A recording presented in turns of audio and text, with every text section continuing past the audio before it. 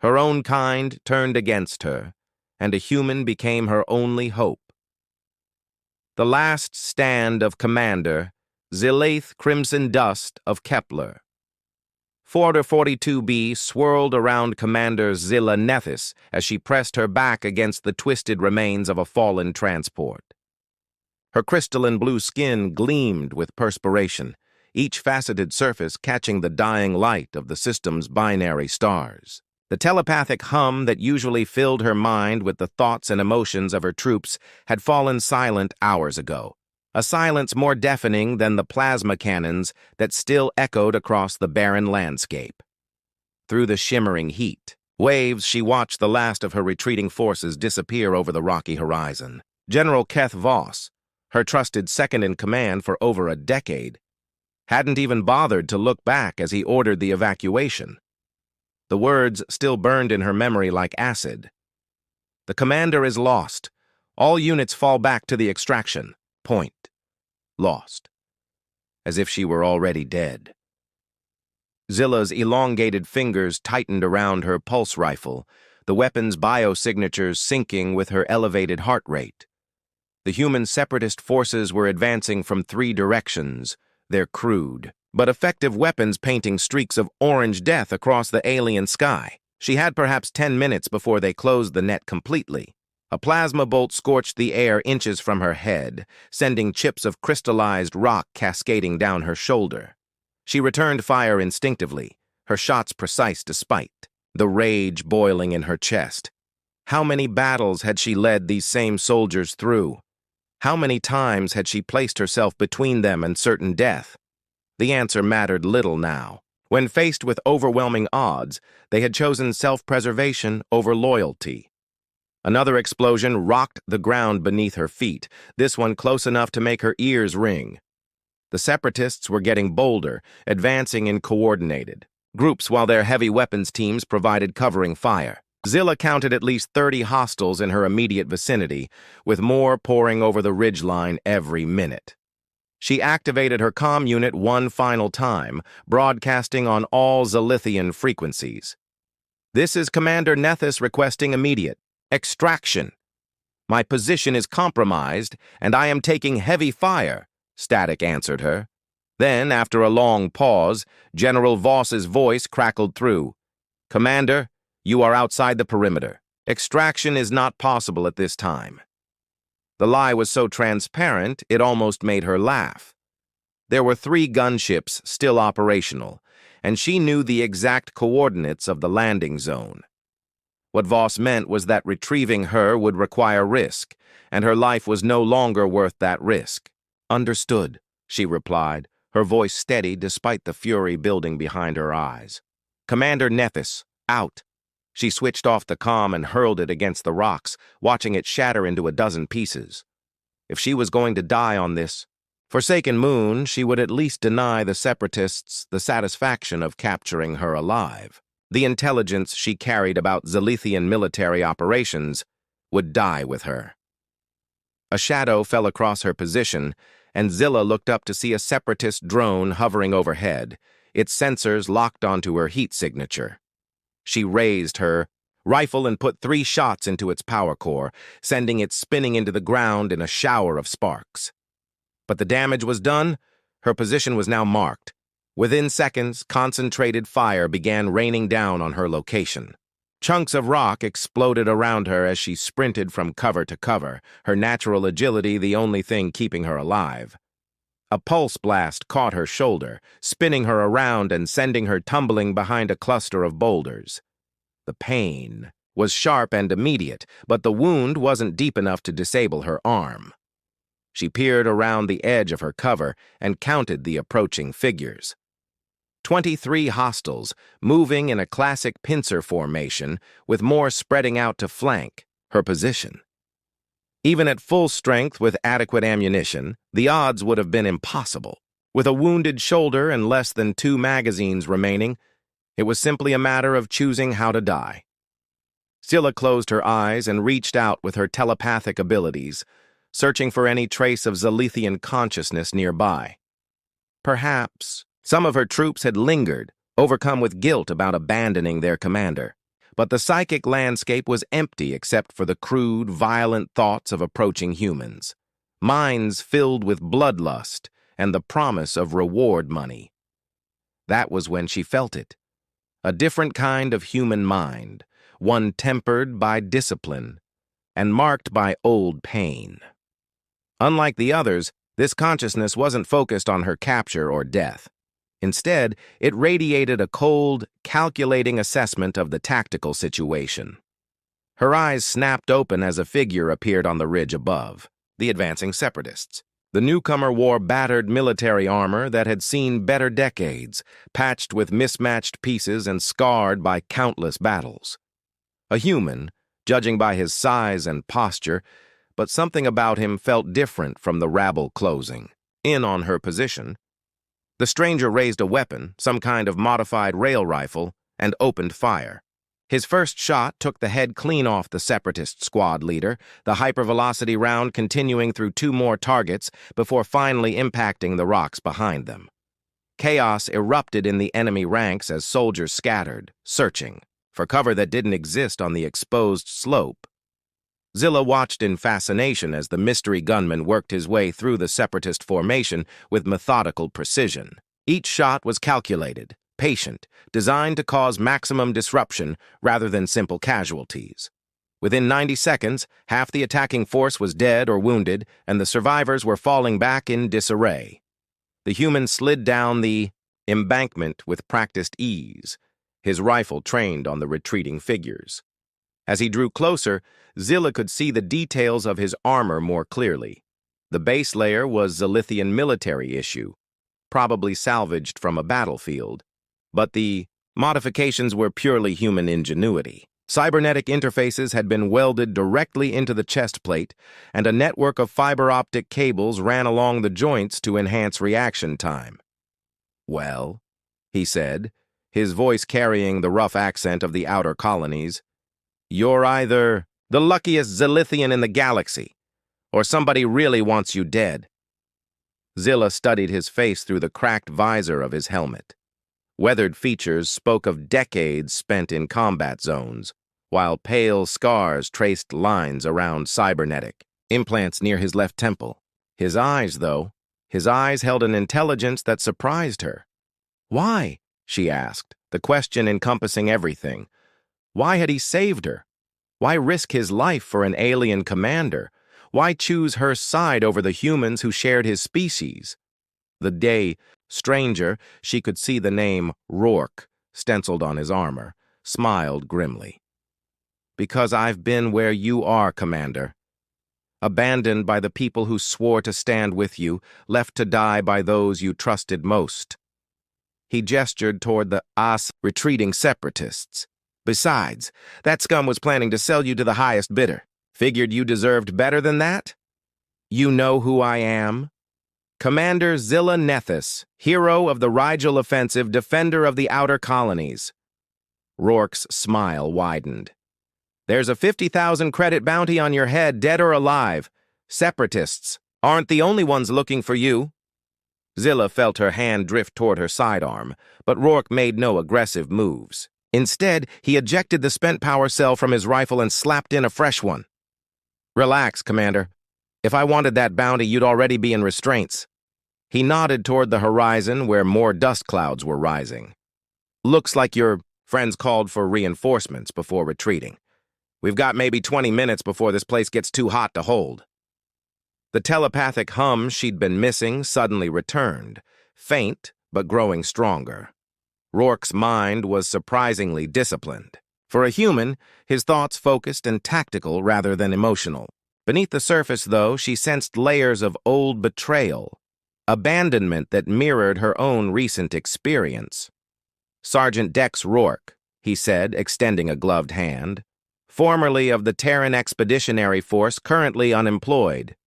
Zilla hesitated for a moment, then grasped his hand. The gesture felt strange. Physical contact between species was rare outside of combat situations, but there was something reassuring about the calloused grip, the steady strength that spoke of reliability. "Why should I trust you, Sergeant Rourke?" "Because, right now, I'm the only thing standing between you and a very unpleasant death." He shouldered his rifle and gestured toward a narrow canyon that cut through the rocky terrain. "And because we both know what it feels like to be expendable." As if to emphasize his point, another wave of plasma fire erupted from the separatist positions, forcing them both to seek cover. Zilla's shoulder throbbed as she moved, reminding her that time was running short. Her own people had written her off as a casualty, but this scarred human mercenary was offering her something they hadn't, a chance. "Lead the way, Sergeant," she said, checking her weapon's charge one final time.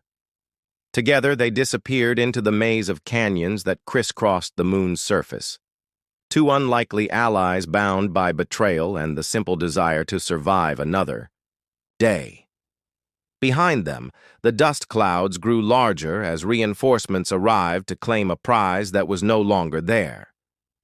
In the growing darkness of the alien night, Commander Zilla Nethys began to wonder if everything she'd believed about humans might be wrong. Brothers in arms, the narrow canyon walls pressed close on either side as Zilla and Dex moved through the winding passages, their footsteps muffled by the thick layer of crystalline sand that had accumulated over centuries. The binary stars had set hours ago, leaving only the pale glow of Kepler 442b's 3 moons to illuminate their path. Zilla's shoulder wound had stiffened during their march, but she refused to slow their pace.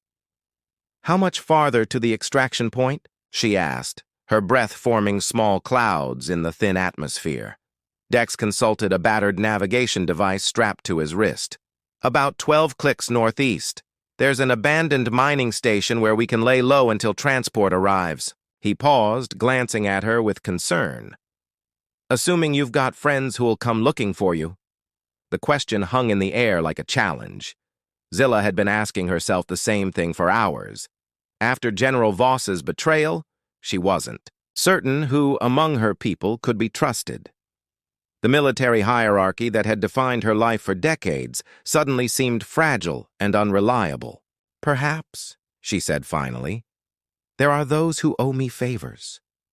They emerged from the canyon onto a vast plateau dotted with the skeletal remains of mining equipment.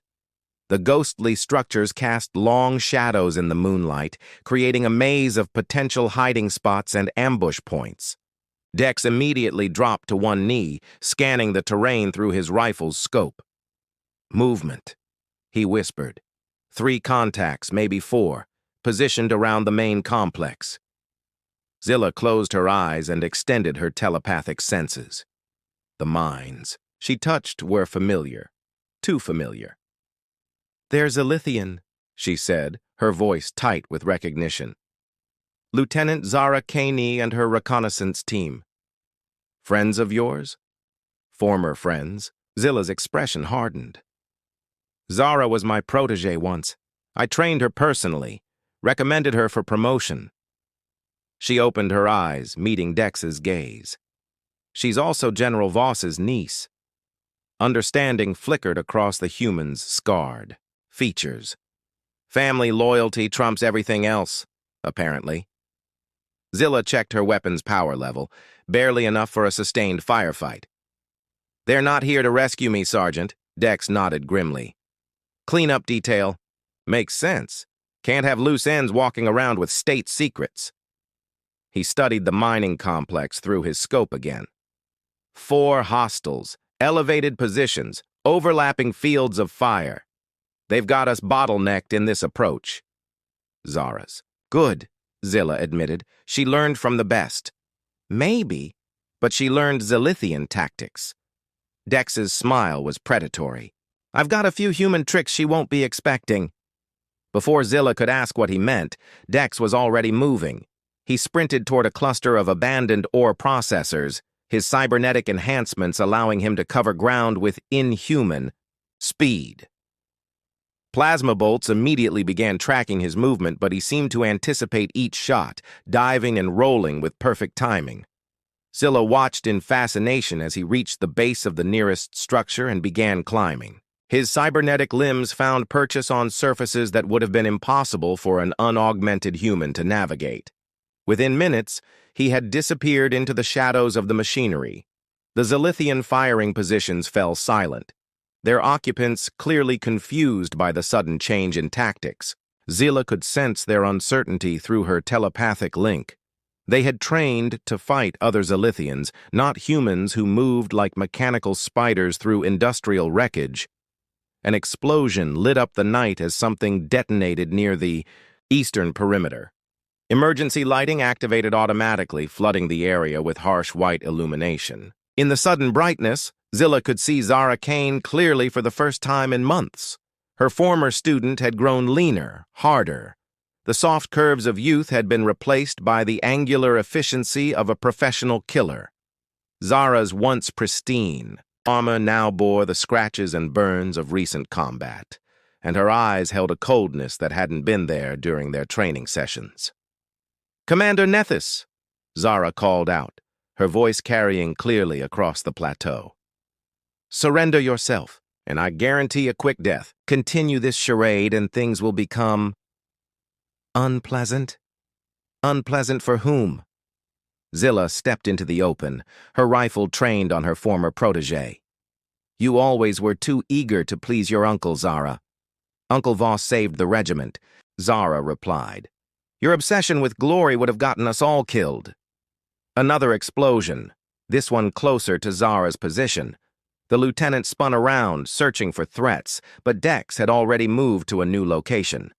His hit-and-run tactics were keeping the Zilithian team off balance, unable to coordinate their superior numbers effectively. "He's using guerrilla warfare," Zilla realized. The concept was foreign to Zilithian military doctrine, which emphasized honor and direct confrontation. But she had studied human tactical manuals during the peace negotiations, and she recognized Dex's strategy immediately.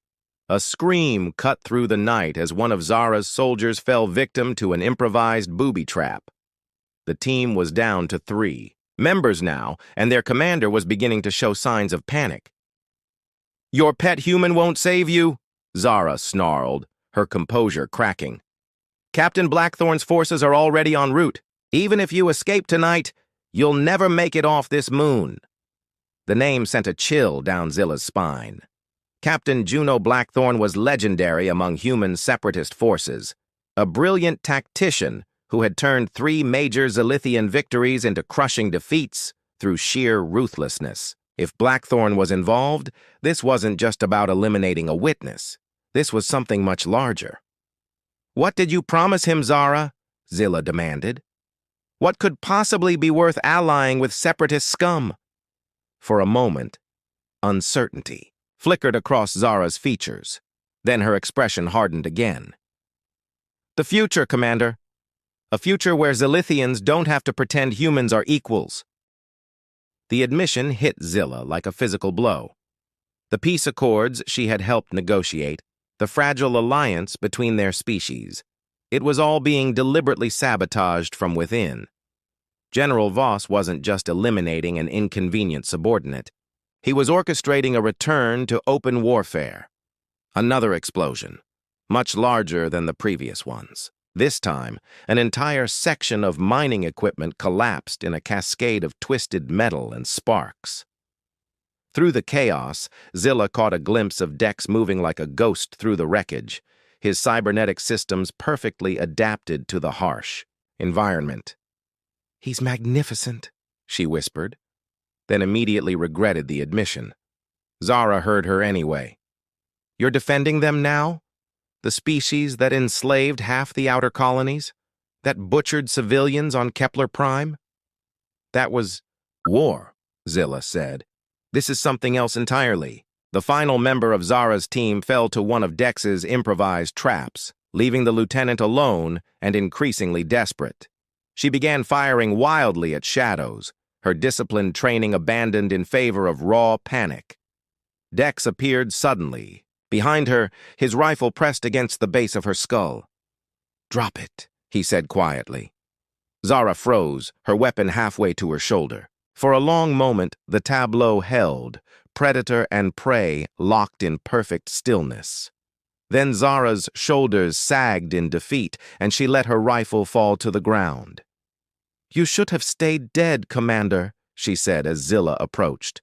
"What you've learned here, it's bigger than both of us." "Then help me stop it," Zilla said. "This isn't the Zilithian way, Zara. We're better than this." "Are we?" Zara's laugh was bitter. "Look around you, Commander. Look at what we've become. The humans will never accept us as equals, and we'll never forgive them for what they did during the war. Peace was always an illusion." "Maybe," Zilla said. "But some illusions are worth fighting for." The sound of approaching aircraft cut through the night air. Multiple engines, heavy transport class. Captain Blackthorn's reinforcements were arriving ahead of schedule. "Time to go," Dex said, already moving toward their escape route. "That mining station won't be safe much longer." Zilla looked at her former student one last time. "Come with us, Zara. Help me expose this conspiracy." "I can't," Zara whispered. "Even if I wanted to. They have my family, my children." Tears ran down her crystalline cheeks. "If I betray Uncle Voss, they die."